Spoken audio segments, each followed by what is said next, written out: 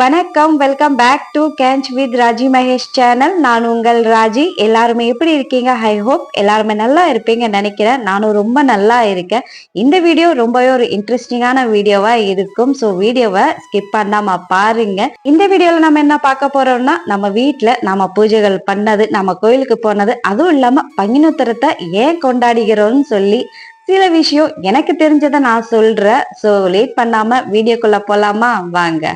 இந்த வருஷம் பங்குனி ரொம்ப எளிமையா ஒரு சிம்பிளான முறையில நான் பூஜைகள் பண்ணியிருந்தேன் வீட்டுல. எப்போ போல வீட்டு வாசப்படியில விளக்கேத்தி நல்லா பூஜையெல்லாம் பண்ணிட்டு பூஜை அறையில வந்தோடனே விளக்கி ஏத்தி எல்லா சுவாமி விக்கிரகங்களுக்கு அபிஷேகம் பண்ணி அவங்கள நல்லா அலங்காரம் பண்ணி இருந்தேன். நாம எப்ப அபிஷேகம் பண்ணாலும் முதல்ல நீரால நல்லா அபிஷேகம் பண்ணி முதல்ல வச்ச மஞ்சள் குங்குமம் எல்லாம் தொடச்சி எடுத்துட்டு அதுக்கப்புறம் தான் நம்ம அபிஷேகமே ஆரம்பிக்கணும். நான் ஒரே அபிஷேகம் பால் அபிஷேகம் தான் பண்ணியிருந்தேன். பால் அபிஷேகம் பண்ணி அதுக்கப்புறம் எல்லா சுவாமிக்கு குங்குமம் வச்சு விட்டு அதுக்கப்புறம் பூவால சாத்தி தீபாராதனம் நான் காமிச்சிருந்தேன். நம்ம எத்தனை அபிஷேகம் செஞ்சாலும் ஸ்டெப் பை ஸ்டெப் நம்ம குங்குமம் பூலாம் வச்சு தீப ஆராதனை நம்ம காமிக்கணும். அதுக்கப்புறம் நம்ம தண்ணியால அபிஷேகம் பண்ணி அவங்களுக்கு நம்ம அலங்காரம் நம்ம பண்ணலாம். சாதாரணமாவே நம்ம விக்கிரகங்கள்லாம் வச்சு நம்ம வழிபட்டுட்டு நம்ம வர்றோம்னா கண்டிப்பா அவங்களுக்கு அபிஷேகம் பண்ணி நெய்வேத்தியம்லாம் நம்ம படிக்கணும். டெய்லியுமே அபிஷேகம் நம்மளால பண்ண முடியலன்னா செவ்வாய்க்கிழமை, வெள்ளிக்கிழமை, பௌர்ணமி, அமாவாசை நல்ல நாட்கள்ல எல்லாம் நம்ம கண்டிப்பா அவங்களுக்கு அபிஷேகம் பண்ணணும். ஆனா நெய்வேத்தியம் சொல்றது டெய்லியுமே நம்ம நெய்வேத்தியம் ஒரு வேளையாவது நம்ம கண்டிப்பா நம்ம படிக்கணும். நெய்வேத்தியம் சொல்றது டெய்லியுமே நம்ம ஸ்பெஷலா சமைச்சு நம்ம சுவாமிக்கு படைக்கணும்னு தேவையில்லை. நம்ம டெய்லியுமே நம்ம சமைக்கிறோம்ல, நம்ம காலையில சமைக்கும் போது எச்சிப்படாம நம்ம ஒயிட் ரைஸை எடுத்து சர்க்கரையோ இல்லைன்னா நெய்யோ நம்ம கலந்து அவங்களுக்கு நெய்வேத்தியமா ஒரு வேளை படைச்சாலே போதும். இந்த பங்குனி சர்க்கரை பொங்கலை தான் நான் சமைச்சிருந்தேன். ஏன்னா ஸ்பெஷல் நாட்கள்ல கொஞ்சம் ஸ்பெஷலா நம்ம ஏதாவது நெய்வேத்தியம் படிச்சோம்னா ரொம்பவே நல்லது. அதுக்கப்புறம் பூஜை அறையில முருகருக்கு ரோஜா பூ மாலை சாத்தி அதுக்கப்புறம் நெய்வேத்தியம்லாம் அங்க சுவாமி முன்னாடியே வச்சு பூஜையை நான் ஆரம்பிச்சிருந்தேன். சாதாரணமா நம்ம விசேஷ நாட்கள்ல வெத்தலை பாக்கு, 2 வாழைப்பழம், ஒரு எலுமிச்சை பழம் வச்சு நம்ம நெய்வேத்தியம்லாம் படிச்சோம்னா ரொம்பவே நல்லது. கடவுள் முன்னாடி நம்ம நெய்வேத்தியம் படிச்சிட்டோம்னா கையோட பூஜைகள் எல்லாம் பண்ணி நம்ம நெய்வேத்தியம் படைச்சிடணும். ஏன்னா நெய்வேத்தியம் படிச்சுட்டு அவங்கள நம்ம காக்க வைக்க கூடாது பூஜைக்காக. அதனால சீக்கிரமாவே பூஜைகள் பண்ணி அவங்களுக்கு நெய்வேத்தியம் நம்ம படைச்சிடணும். முருகருக்கு கந்த சஷ்டி கவச்சம் இல்லைன்னா வேல்மாறன் எதுவுமே தெரியலன்னா நமக்கு ஓம் சரவணா பவானு 108 போற்றிய போட்டு நம்ம பூஜையை நம்ம ஆரம்பிக்கலாம். கந்த சஷ்டி கவச்சம், வேல்மாறன் புக்கெல்லாம் இல்லைன்னா நம்ம கூகுளை பார்த்து கூட படிச்சுக்கலாம். போன்லயே இப்ப நிறைய ஆப்ஷன் இருக்கு. எதுவுமே தெரியல, அதெல்லாம் பண்ண இஷ்டம் இல்லைன்னா ஒரே வார்த்தை தான் ஓம் சரவணா பவானு 108 போற்றிய போட்டு உங்க பூஜையை நீங்க நிறைவா நல்லபடியாவே முடிக்கலாம். நான் கந்த சஷ்டி கவச்சம், ஓம் சரவணா பவானு 108 போற்றிய போட்டு என்னோட பூஜையை நல்லபடியாவே வீட்டுல முடிச்சிருந்தேன். கடைசியா கற்பூரம் ஆர்த்திய காமிச்சு என்னோட பூஜையை முடிச்சு என்னோட வேண்டுதல் எதுவுமே இல்லை, முருகா நீ இருந்தாவே போதும்னு சொல்லிதான் நான் கேட்டிருக்கேன். முருகர் நம்ம கூட எல்லாருக்கூடயும் இருப்பாரு. இப்ப நான் வீட்டுல எப்படி பூஜைகள் பண்ணேன்னு சொல்லி உங்களுக்கு காமிச்சேன். இன்னும் நம்ம பேச போறது பங்குனி நாள்ல ஏன் இவ்வளவு விசேஷமான நாள், எந்த கடவுள் நமக்கு கிடைச்ச நாள், எந்த கடவுளுக்கு கல்யாணமான நாளுன்னு சொல்லி பார்க்கலாமா? வாங்க.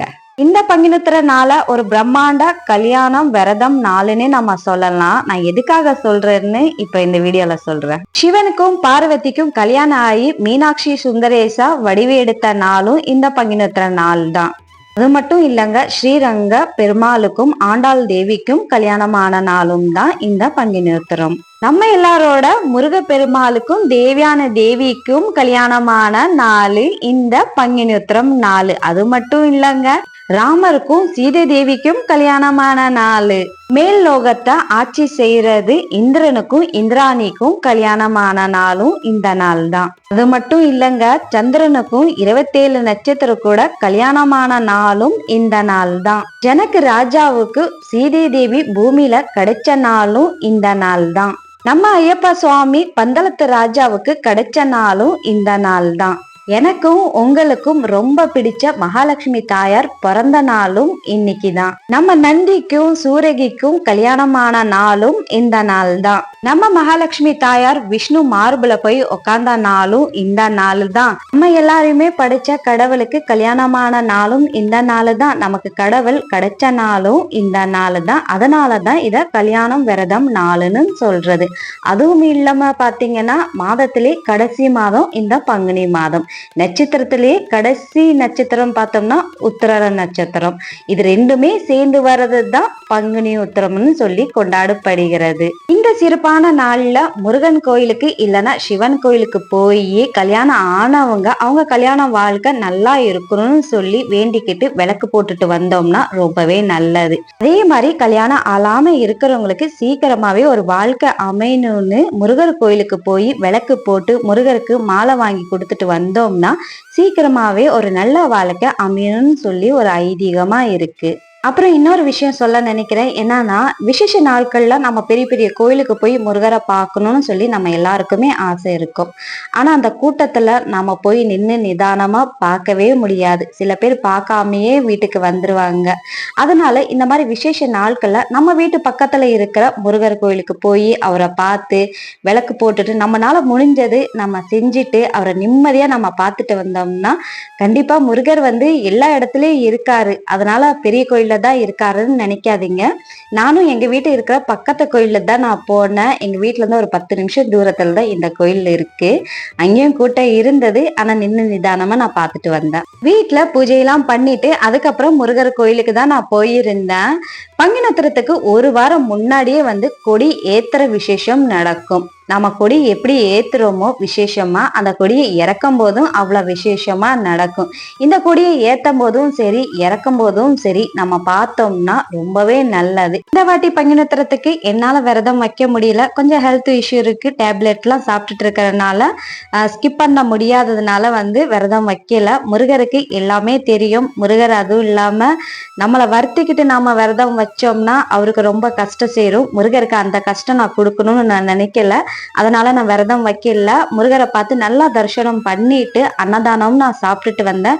நான் ரொம்பவே பாக்கியம் பண்ணியிருக்கேன். இந்த கூட்டத்திலயும் முருகரோட அன்னதானம் சாப்பாடு சாப்பிட்டதுல ரொம்பவே சந்தோஷமா இருந்தது. இந்த வருஷம் பங்குனி உத்திர நாள் என்னோடது இப்படிதான் போச்சு. எனக்கு தெரிஞ்ச டீட்டெயில்ஸ்லாம் உங்க எல்லாரும் கூட நான் ஷேர் பண்ணியிருக்கேன். நம்ம எதுக்காக நம்ம பங்குனி உத்திரம் கொண்டாடுறோம்னு சொல்லி. ஸோ இந்த வீடியோ உங்களுக்கு பிடிக்கும்னு நினைக்கிறேன். இந்த வீடியோவை பார்த்துட்டு மறக்காம ஒரு லைக் கொடுத்து கமெண்ட் பாக்ஸ்ல கமெண்ட் பண்ணி கண்டிப்பா சொல்லுங்க எப்படி இருந்தது இந்த வீடியோன்னு சொல்லி. நம்ம சேனலை ஃபர்ஸ்ட் டைம் பாக்குறீங்கன்னா மறக்காம சப்ஸ்கிரைப் பண்ணி எனக்கு சப்போர்ட் பண்ணுங்க. இது வரைக்கும் சப்ஸ்கிரைப் பண்ணி எனக்கு சப்போர்ட் பண்ண எல்லா உள்ளங்களுக்கும் ரொம்ப ரொம்ப நன்றி. முருகர் துணை என்னைக்குமே இருக்கும்.